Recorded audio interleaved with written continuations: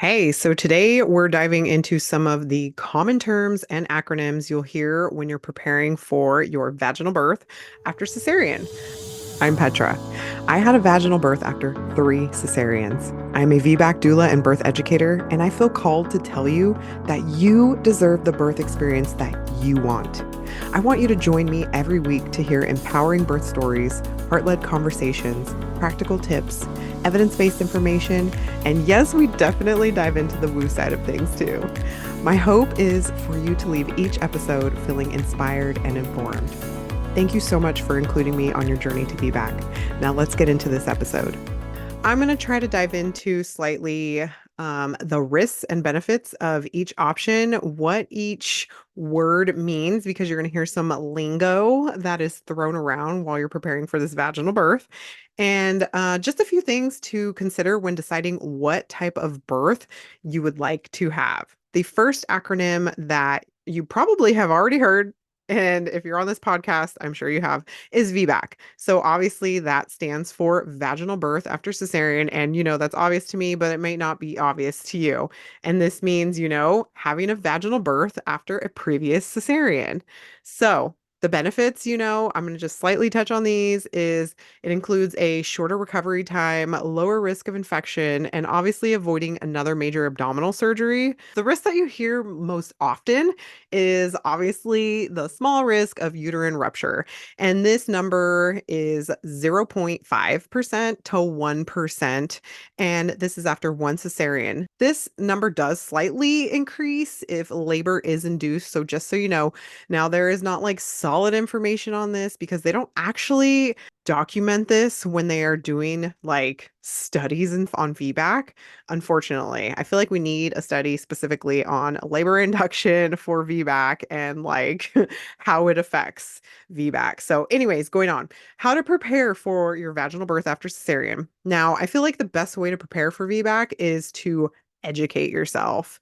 Educate yourself on the risk factors, find a supportive provider, and create a plan that includes emotional, mental, and physical preparation. So all aspects, even spiritual, because this I feel like honestly is such a spiritual journey, and everybody has their own connotations of what that is or what that means. For me, I feel like that was like a huge part of my journey. So anyways, there's so much you can do, but education I feel like is number one, number one, number one. Educating yourself on your body too, on what physiological birth looks like or could look like.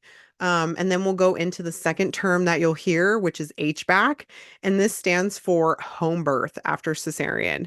And this is obviously where you plan to give birth at home after having a previous cesarean. I kind of feel like this can be lumped in with birth center birth because it is a home-like setting. It is not the hospital and it is not your home. So some people do say HBAC when they are talking about a birth center birth. Um, okay, some benefits.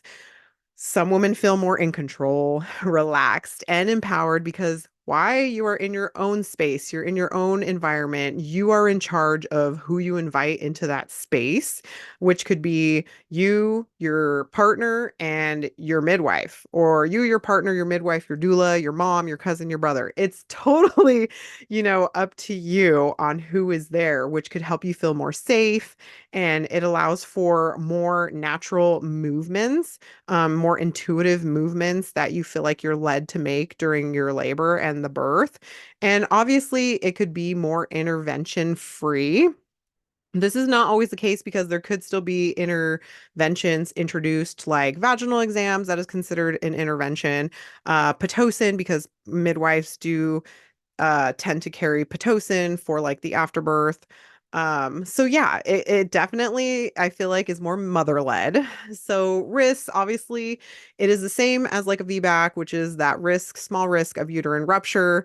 There has not been found a correlation between whether it's home birth or hospital birth, but to be quite frank, this is my personal opinion. I'm not saying this is everybody's opinion or this is like evidence-based, but I feel like the risk of uterine rupture could be higher when you're in the hospital just because you are having more interventions introduced, like the Pitocin, them pressuring you to break your water or continuous monitoring, which can lead to monitoring baby too much, and natural heart rhythms can be up and down, high and low, and this naturally happens. But since you're being monitored so closely, they're seeing this as like a red flag. So, anyways, I could go on a whole tangent or a whole episode on that. So that is one of the risks, is that uterine rupture, which is the same as a VBAC in the hospital. So, anyways, if you are considering a home birth after cesarean, definitely make sure that you are the one who is choosing your team that aligns with your personal views and, just what you feel comfortable with. Your comfort level is the most important. So hiring a midwife who, is also potentially experienced in VBACs at home. Also, a doula, if you feel like you want a doula, just have a solid support system around you, including your partner. That is a huge, huge, huge role. And know your emergency transfer options. Not everybody wants to make an emergency transfer option, but just knowing that that's a possibility and you can have like a clear plan in place and clear communication with everybody involved so that this can still be on your terms, and is like a peaceful or, just like a good experience for you. Anyways, that's HBAC. That's what HBAC is and a little bit about it. Home birth after cesarean.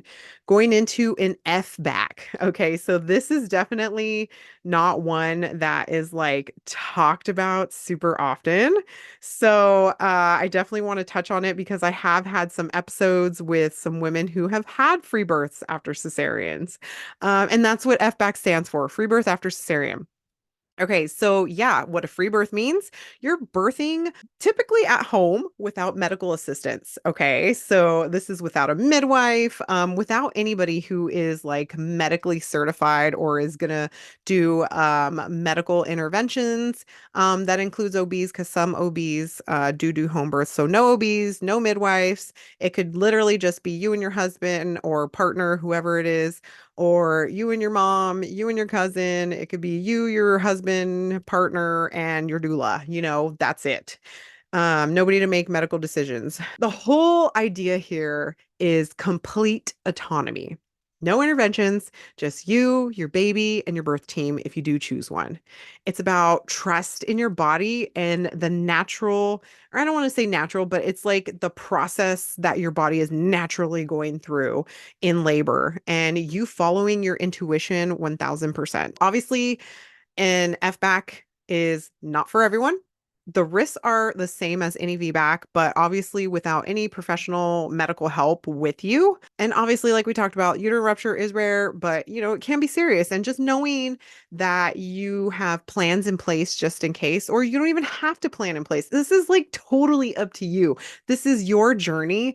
This is your experience. So whatever you want it to be, whether that's making a plan for an emergency or not, that's your choice. It's like taking full radical responsibility for your birth, for your birth, you. So preparing for that, I really feel like it's all about your intuition, trusting your intuition, just that deep, deep trust in yourself. It's such a journey of radical self-reliance. And I'm not speaking from my own experience, but I'm talking about what I've heard from other women and what they've experienced. And I highly suggest that if you are planning one, any of these, if you're planning a hospital birth, a home birth, free birth, talk to other women who've done it before you. Get your partner on board and make sure you have a solid communication, have solid communication with them the whole way through. I feel like is so important, whoever you invite on that journey. So the other acronym I want to discuss is VBAMC, which stands for vaginal birth after multiple cesareans. I am in this group because obviously I had a vaginal birth after 3 cesareans. This pertains to anybody that's had 2 or more cesareans. Vaginal birth is absolutely possible. It is definitely possible. So the benefits here are much like a VBAC, shorter recovery, less risk of surgery related complications, risk, it is a little bit more complex. And there is some research here on vaginal birth after 2 cesareans, not so much on after 3 cesareans, but it does happen. I've even heard of vaginal birth after 4 cesareans, after 5 cesareans. Something to know is Each cesarean increases the risk of things like placenta issues and obviously uterine rupture. And it is very important to make sure that you have the right team because it can be done and it can be done safely. But I feel like who you have around you is super important. It definitely can change the mood that you are in when planning your VBAC after multiple cesareans. So just keep that in mind. And preparing is research. Research, I feel like, is your best friend, and education. Definitely, like I said, look for providers who support vaginal birth after multiple cesareans. And definitely don't be afraid to seek second opinions. I feel like we are so stuck in our bubble sometimes that we forget that we can ask others. We can go to different practices, we can ask different doctors. And if it hurts their feelings, then they're not the doctor for you. I'm sorry, but I just feel like that's the truth. If they're going to take it personal, that's their problem. That's not a you problem. That's a them problem. I think you'll need some physical prep. I always feel like pelvic floor therapy is super helpful, no matter whether you've had cesareans or vaginal birth. And, just some movement or whatever feels good to you. You don't have to go out and run a marathon. Just do what you've been doing. Try to walk, get out in nature, just like connect with your baby. And having that like strong birth team that's confident in your ability to do this is so important. And you might not find that person. You might not find anybody supportive of your VBAC after multiple cesareans. I never did, and I still did it, but that's me. That might not be what you're comfortable with, but do what's comfortable for you, not what's comfortable for everybody else. The next one I want to talk about is TOLAC. Ugh, I don't like this one. This is, like I said, my personal opinion, but it's the trial of labor after cesarean. Okay. So that's what TOLAC is. And it's where you are, quote unquote, attempting labor to see if a vaginal birth is possible. Um, I don't like this term, okay? Because it's like they're saying, well, we're not sure, we're just going to try. But honestly, I feel like the language that you put towards anything that you are doing sets the tone for the whole situation. So if you're like, I'm trying for a vaginal birth or, trying for labor after cesarean, then it's not as powerful as saying I'm planning a VBAC. Because at first I said TOLAC a lot and then I was like, oh, I don't like this. And then I started saying I'm planning my VBAC. I'm planning for a VBAC. So putting that strong language towards it, I feel like gives it that power that it needs. So, and you are powerful, but use whatever language feels good to you, right? Because we're all individuals and, some of us don't feel powerful when we use certain language. So use what language feels powerful to you. Okay, preparing yourself and your partner. This is so, so, so, so important. So we already went over the language. I just want to touch on, the preparation part. With any of these, VBAC, HBAC, VBAMC, FBAC, I feel like staying active is a great thing to do. Like I said before, not saying go run a marathon, go start lifting heavy weights and do powerlifting and all the things. Like even just some like walking or pelvic floor exercises, trying some prenatal yoga. You're not into yoga? Don't do that. You don't have to force yourself to do anything that you don't want to do. But I feel like whatever positions you want to try in labor and like say pushing phase, try those. Try those while you're pregnant and try them not just once or twice. Try doing them weekly or every day just to keep those movements at the forefront of your mind, but also to keep your body flexible. You want to be able to give your body the best chance to do its thing, right? And listening to your intuition, I feel like is super important. Moving intuitively, whatever you feel like your body is leading you to do. And next, I'd say emotional prep. I actually feel like this is number one, though, emotional prep, because processing like your past birth experiences, that is huge. Whether you've had a traumatic cesarean or you just want to have a different outcome this time. Taking that time to heal and release any fears is so vital. Some things that can help is like journaling, therapy, and even talking to other VBAC moms. I did all of these and it was super helpful for me. But pick and choose what feels right to you. Just because it helped me on my journey doesn't necessarily mean you have to do it, right? If it feels like it's like, I have to do this, don't do it. Don't do it. Okay. Do what feels right to you.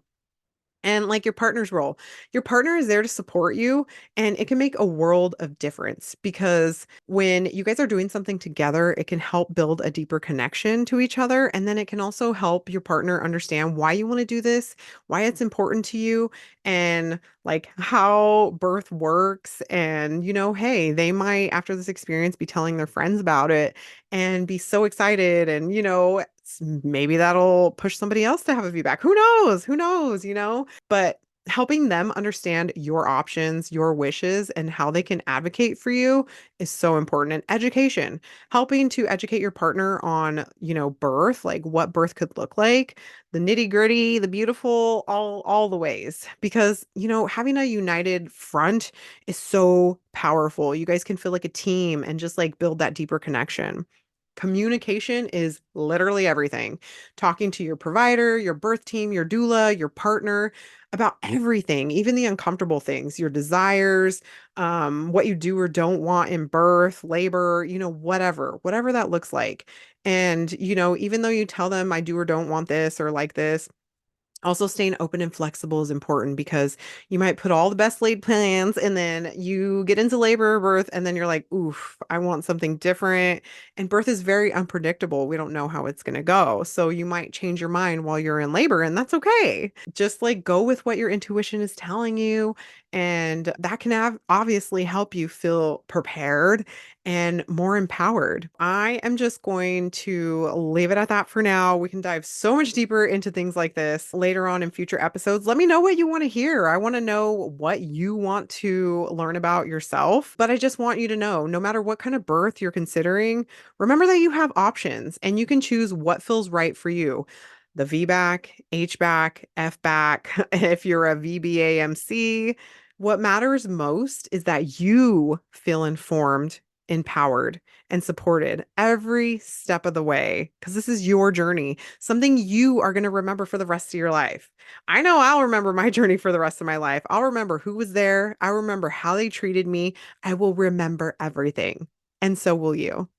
All right, I'm going to let you go. But if you love this episode, please don't forget to send me a message, send me a DM. I try to stay away from Instagram because it's like, I feel like it's a vortex. It sucks you in. But, anyways, if you feel called to, go ahead and send me a DM on Instagram at birthing come true. That's birthing underscore come underscore true.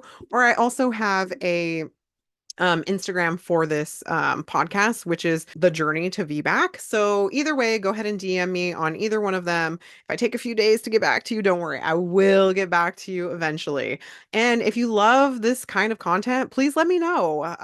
Please feel free to follow, subscribe, whatever, comment, share with somebody if you feel this might be helpful for them. Okay. And let me know what you want to hear next. I'm serious, like seriously message me and let me know because I want to create content that you actually want to see and hear. So I can't wait to talk to you. All right. Have such a beautiful day. Bye. I hope you loved that episode as much as I loved creating it. And if you want to learn more, be sure to download your free VBAC resource guide for even more tips and advice at birthingcometrue.com/VBAC guide. And don't forget to subscribe to the Journey to VBAC so you never miss an episode. Until next time, trust in yourself and remember, you are amazing no matter how your birth unfolds. Bye for now.